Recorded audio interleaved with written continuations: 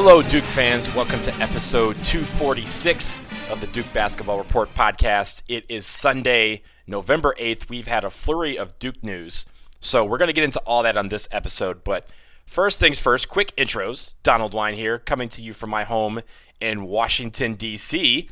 I got my friends with me, Sam Klein in Boston. Hello. Good morning. Good morning. Great to hear from you. Good to see you guys. And good to see you as well. And Jason in Atlanta, hello to you as well. Hey, I'm eager to chat about the blue-white game. We essentially had a blue-white game. By the way, we had an episode a couple weeks ago, and I don't know, Donald, I don't know if you were going to say this. I'm kind of stealing, your intro, but we had a whole episode where we speculated about how Duke was going to do something really cool for the blue-white and do something where all of us fans got to experience it in some cool kind of interactive way, virtual kind of way. They didn't do any of that. Well, so here's the thing, and we're going to get right into it. The thing about this game that we're going to discuss is that it was not the blue-white scrimmage. They have been billing it as an inter-squad scrimmage. They also said they're going to have more as this month progresses towards November 25th and that start date. So maybe there will be one closer to the start of the season that does fulfill some of those things that we were talking about a few episodes ago. But I will say, we're going to begin with this game on Friday. The team held an inter-squad scrimmage, as I mentioned, and they released some highlights from it on Saturday morning. So if you want to check it out, it's about 8.5 minutes long. It's on the Duke Basketball social media pages. We wanted to break down the highlights video that we saw. Now, to give you guys a frame out there of what happened, the team split up into two teams, obviously, and played 3 12-minute periods. So it wasn't like a full game. Players switched teams between periods, so it was clearly, seeing what kind of matchups worked with each other. We have some stats that were released from the closed-door scrimmage. I will break some of those down very quickly before I get the take of Jason and Sam. Jeremy Roach, 22 points, 5 assists. DJ Stewart also had 5 assists, along with Jordan Goldwire. Henry Coleman, 17 points and 10 rebounds. Patrick Tapey, 14 points and 10 rebounds. Wendell Moore, 16 points, 7 and 9 from the free throw line. Joey Baker, 15 points, 6 of 12 shooting, 3 of 6 from the three-point line. Both teams, according to Duke, shot 41% from the floor and 72% from the line. So, Jason, with that in mind, obviously that's not a clear indication of what everyone did on the court, and we only got a snippet of what was probably an hour long or so scrimmage. But give me your take of what you saw from the highlights that we did see. Well, by the way, I want to correct one thing that you mentioned. What Duke reported was that the two teams shot 41% from the field over the final 2 periods. The release actually said that after the team got more accustomed to the surroundings, they shot a combined 41% over the final 2 periods. That tells me that in the first period, the first 12-minute section, they didn't shoot well at all. Yes, that's probably true. Yeah, I think,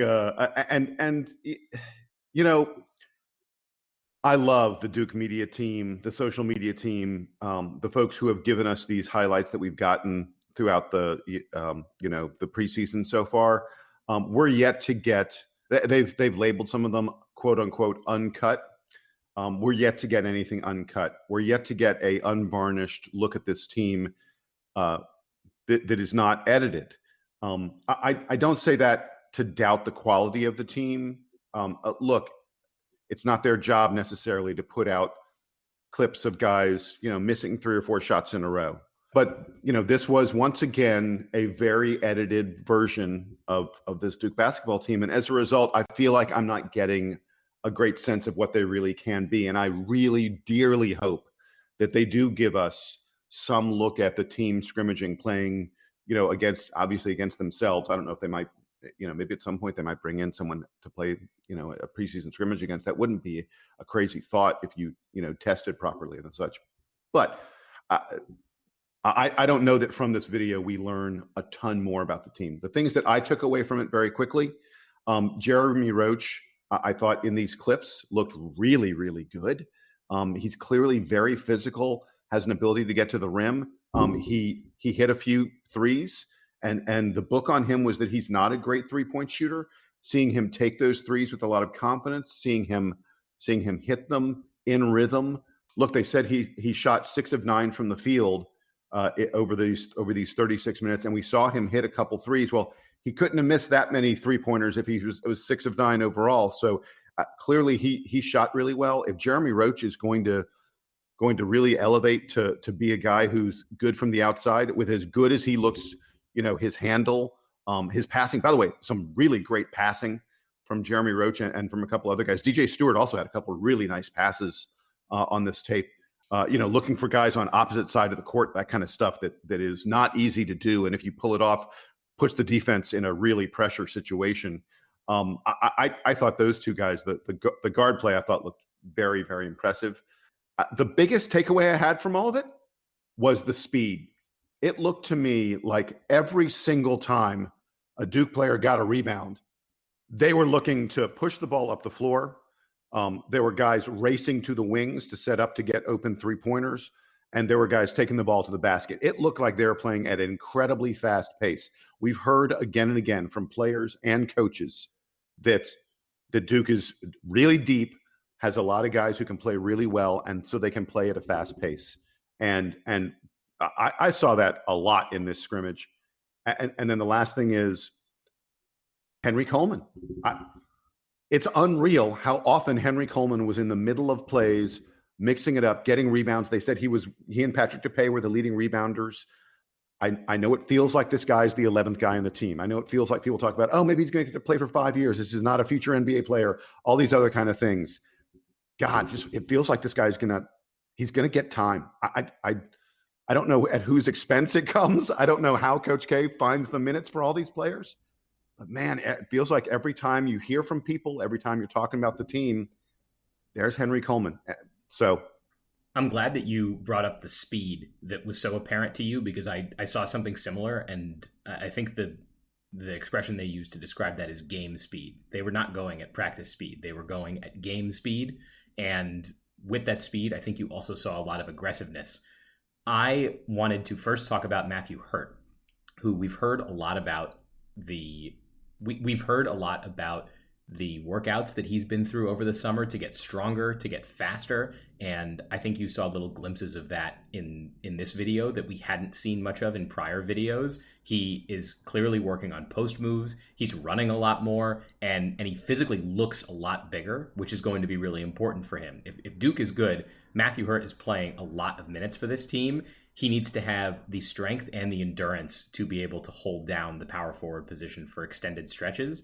And I think we saw that for the first time a lot in this video, obviously with all the caveats that you can only tell so much from this video because it is the cut highlights.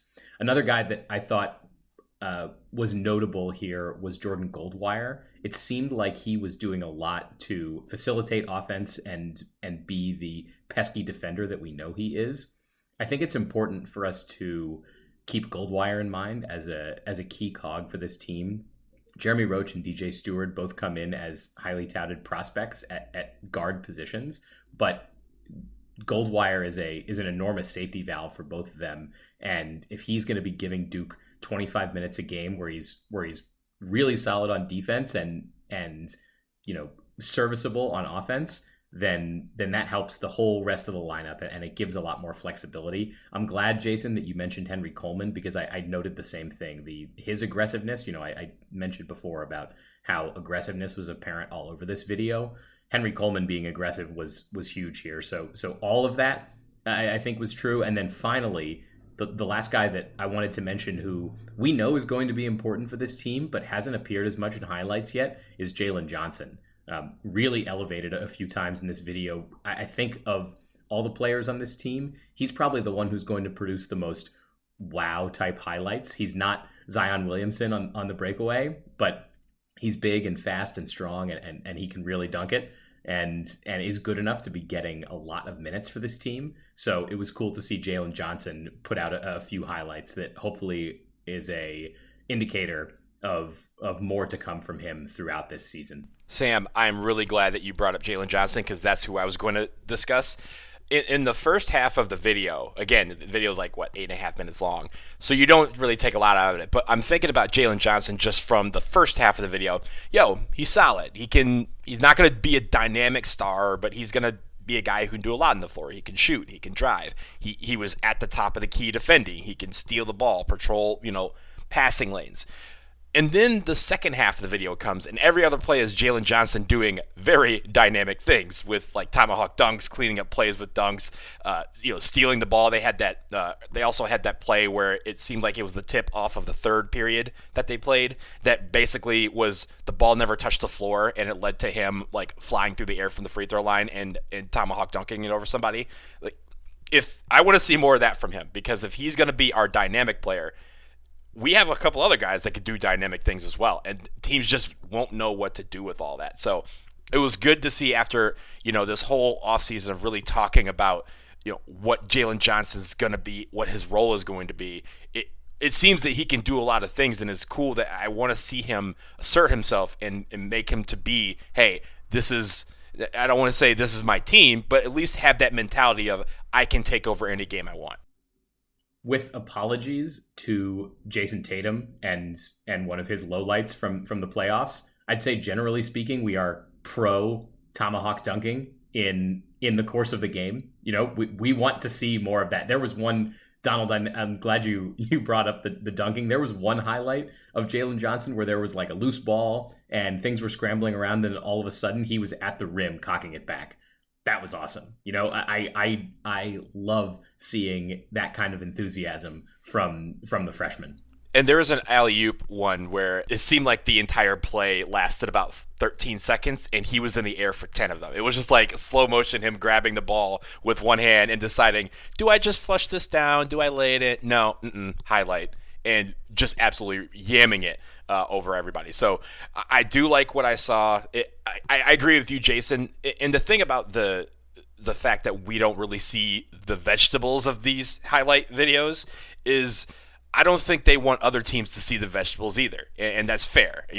When they release something, it's viewed by 3 million people. So when they release a video, they want to show the best of these players so that everyone out there, including the other teams who I'm sure are patrolling Duke Blue Planet for all our videos, is saying they're not getting everything about this team. They want to wait until November 25th to unleash the fury and people can get a full sense of what this team's like. But I will end with this, unless you guys have anything else.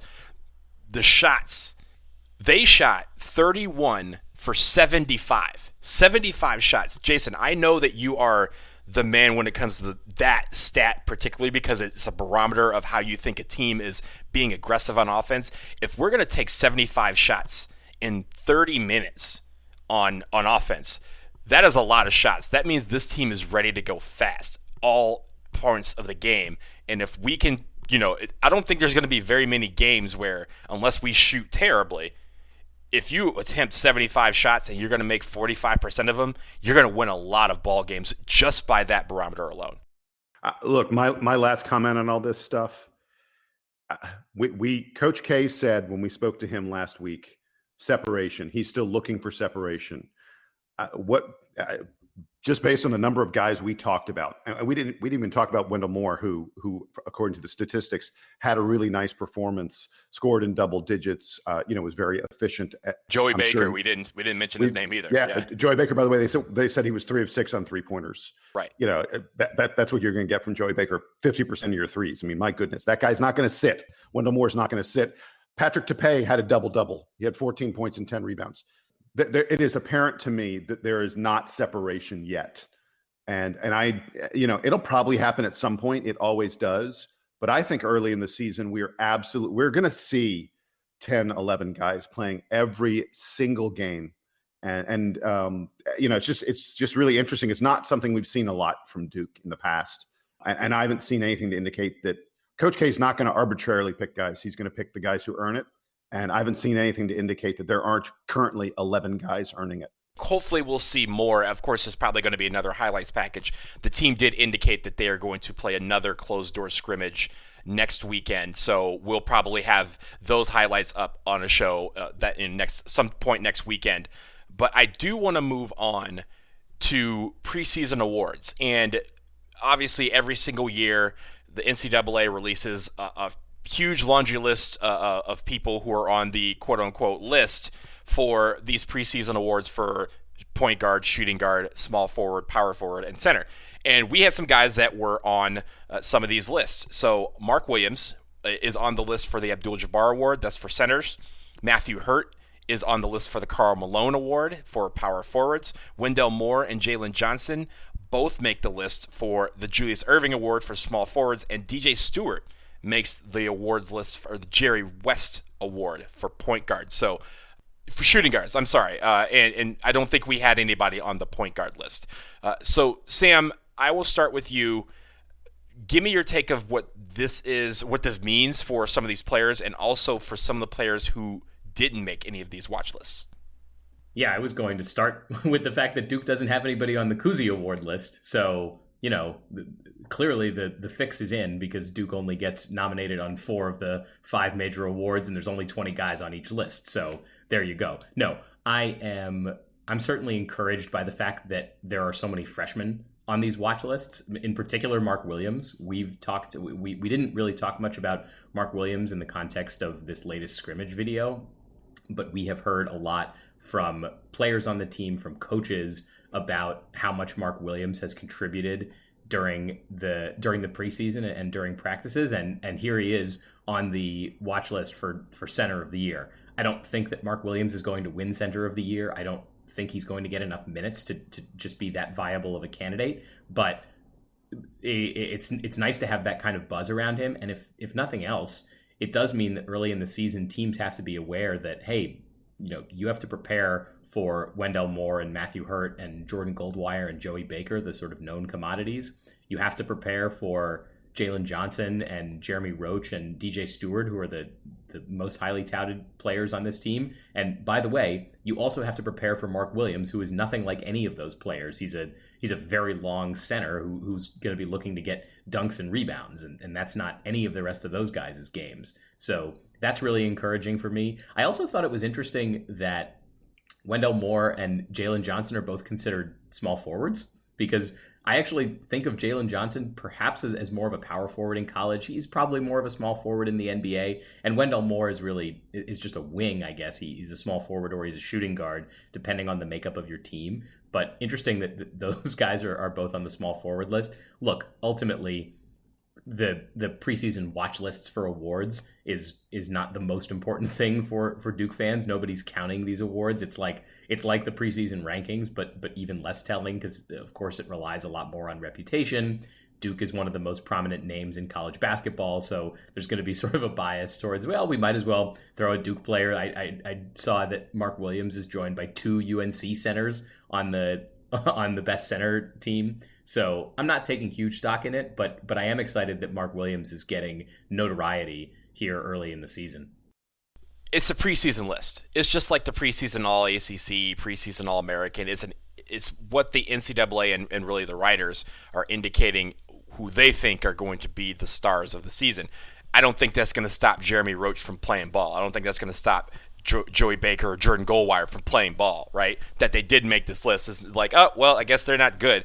No, these guys are really good. So I really, at the end of the season, those lists are going to be the ones that are more indicative. But obviously, this is just something to talk about with regards to like who is being seen, who's being placed on this watch list. And when you talk about the just anticipation for the season, Mark Williams being on the Abdul-Jabbar list is one that I thought stood out to me because, again, of what you just said, Sam, the fact that they've been talking about him all fall long about how he has progressed, and really that is an indication that people are taking stock in the fact that Mark Williams might make a major impact on this team, that one that we didn't think probably back in May or June was going to happen. So I really liked seeing him on that list and hope that it transpires onto the court. Jason, did you have anything on these lists before we wrap up? Yeah, first thing to note is that Duke is the only school in the country that placed 5 players on these watch lists.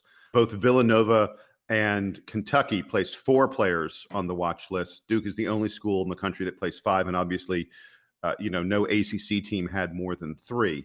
I was taken aback when the point guard list came out and Jeremy Roach and Jordan Goldwire both weren't on it. I don't think Jordan Goldwire doesn't have the sort of attention-grabbing kind of game to make this. I sort of thought Jeremy Roach would creep in there. I mean, he's considered one of the top 2, top 3 freshman point guard prospects in the country, and usually freshmen are what dominate the NBA draft because they're the guys who have the most potential. Guys, once they get to be sophomores and juniors, the NBA isn't as interested in them because the really good ones have already gone off to the NBA. So it's not uncommon to see freshmen have a huge impact in college basketball, and for one of the top 3 freshman point guard in the country to not even be on the top 20 list of point guards, it's a little surprising to me. So then the very next day, when the shooting guard list comes out and DJ Stewart is on it, I was just really surprised. And by the way, there's only one other freshman on that list with the other shooting guards. All the other shooting guards on that list are sophomores, juniors, and seniors. And I was like, what's going on here? I really wonder where they're sort of getting their intel to make up these lists. You guys talked about Mark Williams being on it. We've heard so much buzz about Mark Williams coming out of the Duke practices. So I feel like maybe some of the folks behind these awards are chatting with people at Duke a little bit. I just think the list of the 5 guys is sort of intriguing to me, mostly intriguing because Jeremy Roach is not on there, and I probably would expect him to be. And the other weird thing, and this just shows you how unique and strange this Duke team is, I think there's a pretty good chance that Mark Williams and DJ Stewart, who are considered among the 20 best players at their positions, don't start for Duke. I mean, it's kind of crazy. We'll see what happens. Again, their preseason list, I think it's nice to talk about, but I don't think, again, it's going to be an indication of how these guys play on the court. I fully expect a lot of guys on the postseason ACC list if this season is correct. So we will move on. I think this is a good time, actually, to pause for a quick break. And on the other side, Duke learns the location they will play for the Champions Classic, and it's a familiar one. Plus, we will recap Duke UNC, but for all of that, stick around.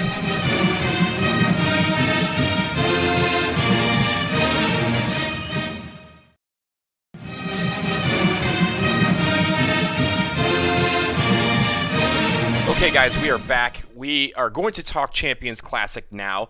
The Champions Classic has been moving around the country for the last couple of weeks. It was going to be in its original location of the United Center in Chicago, and then because of the coronavirus pandemic, they were trying to move it to Orlando. Of course, a couple of weeks ago, as we mentioned, the Orlando campus of the Wide World of Sports for ESPN decided that they were not going to hold any games on that campus, forcing the Champions Classic to be played elsewhere, and it was unclear where it was going to be. Well, now we know where it is going to be played. Duke will be playing Michigan State in Cameron Indoor Stadium. It is unclear why they decided to just make that a home game. Kansas and Kentucky are going to be playing at Indianapolis, so we're not sure why that Duke and Michigan State couldn't do the same. But at this point, we now know Duke will have his entire non-conference schedule in the friendly confines of Cameron Indoor Stadium. I think for the players, the fact that they had the scrimmage on Friday in Cameron means that they're trying to get used to the rims and the sight lines that they are probably not as used to seeing, because when they're in Cameron, there's 9,314 people in there. So they will get used to playing in an empty Cameron Indoor Stadium for the fall, or at least for the next couple of months. Jason, I'll go to you first. What did you make of this decision to play it in Cameron? Do you think this was something that Duke and Michigan State agreed to, or is this something that came from the Champions Classic? I think Duke is very concerned about the coronavirus, and Duke has done a really, really good job of controlling it on our own campus and regarding our athletic teams. They don't provide, weekly updates about testing and the such regarding athletes, but we haven't heard of any athletes from any Duke athletic program testing positive in more than a month. So I think Duke sort of said, we don't want to be traveling around the country. We know we've got a good situation here. And I suspect that Michigan State said, yeah, looks like you guys are doing a good job, so we have no problem coming to you. I also think that because there will not be fans in the stands, Cameron won't have quite the same home court advantage that it usually does. And so it's not as big a deal to say to Michigan State, hey, come play on our floor. I think usually, a big team like that would probably say, wait, there's no way we're going to go face the Crazies and face the Duke basketball team at the same time. It's not fair.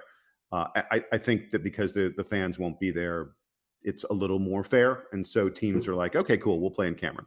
I actually, now that I'm thinking about playing all these games in home arenas, not just Cameron Indoor, but around the country, and comparing it to how the NBA was playing in a bubble where they were basically just in like a sound stage for all intents and purposes.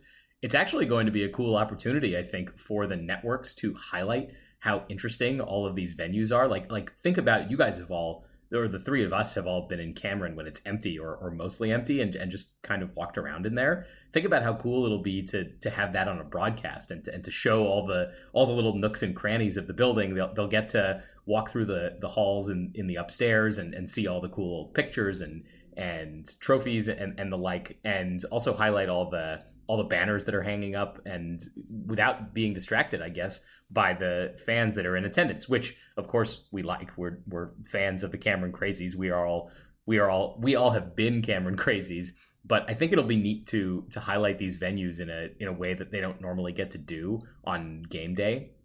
Outside of that, very excited for all of the Duke haters to show up and talk about how Duke doesn't travel in their schedule in the non-conference at all. And this year, more so than any, because Duke won't be leaving home until whenever an ACC conference schedule comes out. And by the way, if the ACC figures out how to do some kind of bubbling, grouping mechanism for making the season happen, it is very possible that Duke doesn't leave the state or doesn't get on an airplane for most of this season. So I'm excited that they're getting to play the game. Of course, Duke getting to play Michigan State is always a good time, regardless of the outcome. I think it's fun for college basketball. I'm glad they're going to get to do it in Cameron.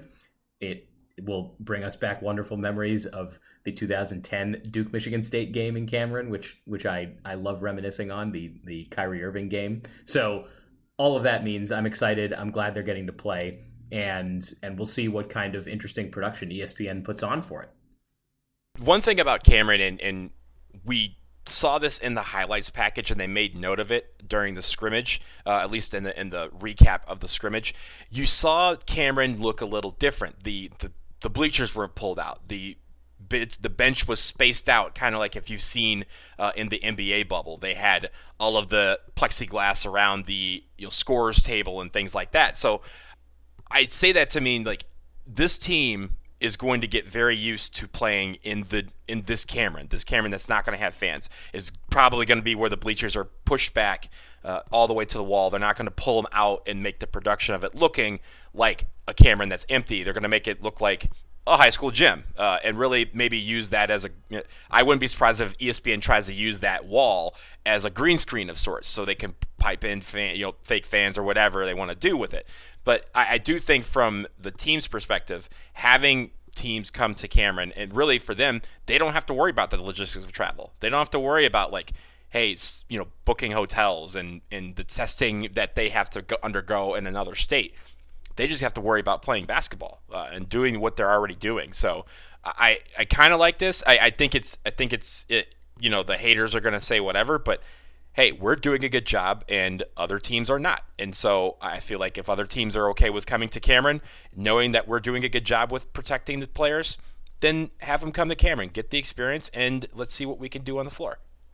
Look, the bottom line is the NCAA tournament will not be played in Cameron Indoor Stadium. I'm pretty confident that that's going to be the case. Well, I mean, it's 2020. You can't rule anything out at this point. Yeah, Jason, I wouldn't actually put anything past it. I actually would not be surprised if the NCAA tournament games are played in small home arenas, but unlikely. Continue. Yeah, certainly at some point during the NCAA tournament, you're going to have to win games away from Duke. Will have to win games away from Cameron Indoor Stadium if they hope to win a national title. The only thing people tend to remember from a season, it tends to be, national title, Final Four, that kind of stuff. That's what everyone focuses on in this sport, because thank goodness we have a legitimate way of crowning a national champion, unlike some other sports. So So this season, because the world is truly insane, Duke gets to play a lot more games than usual in a home stadium that has no fans in it. I don't think in the grand scheme of things, when the season is all done at some point in March or whenever it's all finished, I don't think that's going to matter all that much. So, real quick before we end this segment, you brought up the NCAA tournament. I know we weren't going to talk about this. I really feel, this is me speaking on November 8th. Obviously, you have the right to change this down the road. If the pandemic is still in full flight in March, they will not be playing in NBA arenas because the NBA I guess they announced that there's reports that they have agreed to start the season on December 22nd. They're playing 72 games. So they are losing a month and a half of the season, and they're also only losing 10 games of a regular season. So my guess is the NBA arenas are going to be chock booked for the March-April timeframe. And I think that arenas that are not being used, like the Sprint Center in Kansas City, the Greensboro Coliseum, those type of arenas are going to be what we see as bubble sites for the NCAA tournament. But of course, it's very early to tell. I don't even know what the NCAA is doing tomorrow as we speak, but it will be something that we should look forward to. Yeah, and by the way, I mean, NCAA tournament, there isn't a single conference that has announced how they're playing their conference games yet. We've got these preseason games that are going to happen in December. You know, like teams have figured out how they're going to sort of try and move around the country a little bit and play each other at least a little bit, 5, 6, 7 games or so. We have no idea what conference schedules are going to be like. I expect, I hope, I think we're probably going to get that in the next week or so. But wow. I mean, like, it's 2020 is kicking our butt right now. And look at the calendar. It's now the second week in November. It's now November 8th. Conference season starts for basically every conference in December now because conferences have all expanded their conference schedules. They have to start playing in December, and we still don't really know what's going on. So we're going to do a season preview show in 2 weeks here on this program, and not really knowing Duke's full schedule, we're not going to be able to look at it and say, oh, well, here are the trap games and here are this, because it's not there yet. And we don't know where the games are being played. We don't know under which conditions. So we're going to do the best we can.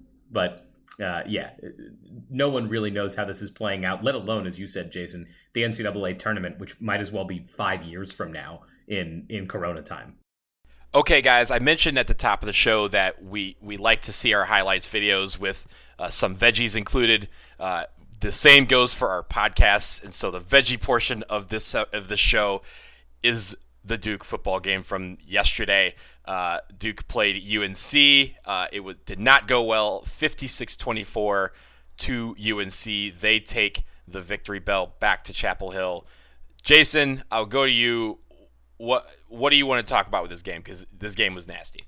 How often does your team lose by 32 points and you get to say, lots of time you say, hey, the scoreboard wasn't indicative of how close that game was. The scoreboard wasn't indicative of how close that game was. We should have lost worse than 32 points. I want folks to understand. I am so something amazing happened in the third quarter with a minute and there was like a minute and a half, 2 minutes left in the third quarter, something like that. UNC punted. It was their first punt the whole day. I want people to understand what happened in this game. Carolina got the ball. They scored a touchdown. Duke got the ball. We played 3 plays and we punted. Carolina got the ball back. They scored a touchdown. Duke had the ball. We punted. Carolina got the ball back. They scored a touchdown. Duke got the ball. We had an interception. Carolina got the ball back. They scored a touchdown. Are you getting where I'm going with this? Their first 6 possessions were all touchdowns. The only time they didn't score a touchdown in their first 8 possessions was the end of the first half. We gave them the ball back with 1 second on the clock. They took a knee, and that was the end of the first half. Their first 7 times, other than that they had the ball, they put the ball in the end zone. Wow. This was an absolute humiliation. We didn't belong on the same field with them. The most important thing I think that happened was Duke really gave Gunnar Holmberg a chance to play quarterback, and he actually looked fairly good. He's more mobile than Chase Bryce is, and he looked more accurate than Chase Bryce. It's not like he blew the doors off, but he didn't have any interceptions, and he completed 7 of 9 passes. Chase Bryce, didn't even complete half his passes. I think there has to be a quarterback competition at Duke, and I think unless he really doesn't look good in practice all week, I would expect Gunnar Holmberg to be the starter next week. And then one last little tiny note: Mateo Durant had a pretty good day on the ground, rushed for 130 yards, and now has become the 40th back in Duke football history to pass 1,000 yards rushing in his career. So congratulations to Mateo Durant for reaching 1,000 yards in his career. There's nothing else good about that game. Yeah, I was going to say that it's amazing to be able to congratulate any Duke player for anything after that performance. I was going to highlight the same drive chart. So I have nothing further to add. I did note in the preview that UNC features a pretty balanced offense, and that Duke was going to have to limit at least one, if not both, aspects of the UNC offense. They failed to do that entirely. UNC threw the ball with abandon. They rushed the ball with multiple guys with abandon, and there was not much hope for Duke in this game. The points came early and often for Carolina. So looking forward to next year, I suppose, because man, this team is having a rough go of it. By the way, Carolina's sort of touting Javonte Williams. He leads the country in touchdowns, and they're sort of starting to tout Javonte Williams for the Heisman. He doesn't have much of a chance, I don't think. But hey, they've got someone who's potentially in the running. I got no problem with that. Good for them. Javonte Williams, I could have run for touchdowns on some of those plays. The holes that he was getting there, the Carolina offensive line. Duke's defensive line is supposed to be really, really good. We got future pros on our defensive line. Carolina was opening. To call them gaping holes doesn't do justice to the word gaping. Let's just put it that way. Javonte Williams had one touchdown run where he ran through a hole that was in the middle of the line that was a good 6 or 8 yards wide. And at the very end of the run, there was a Duke defensive back, I think it was one of our safeties, who tried to bring him down, and he lowered his shoulder and pancaked this poor defensive player, trampling over him on his way into the end zone. It was shameful. There's no other way to put it than that. Well, this team has a bye week this week, so they can't replicate this performance whatsoever on Saturday because there's no one to be playing. And then they will go. They'll end with Wake, Georgia Tech, and Florida State on their schedule. 3 winnable games, but if you're going to play the way that they did on Saturday, none of those games are going to be close. So I'm hoping that, like Jason said, that there is a quarterback competition during this bye week to see, and really just competition at every position. Who wants to play these last 3 games? Who wants to be the guys who make the difference in these last 3 games? Start the competition now. Keep it going throughout the week. Get some rest, because I know that's something that is a major factor for us as well. And then let's go through these last 3 games because they're the last 3 games of the season. So we need to make sure that we have these guys ready to go next weekend, because if we can't beat Wake, then we've really just dialed out on the season.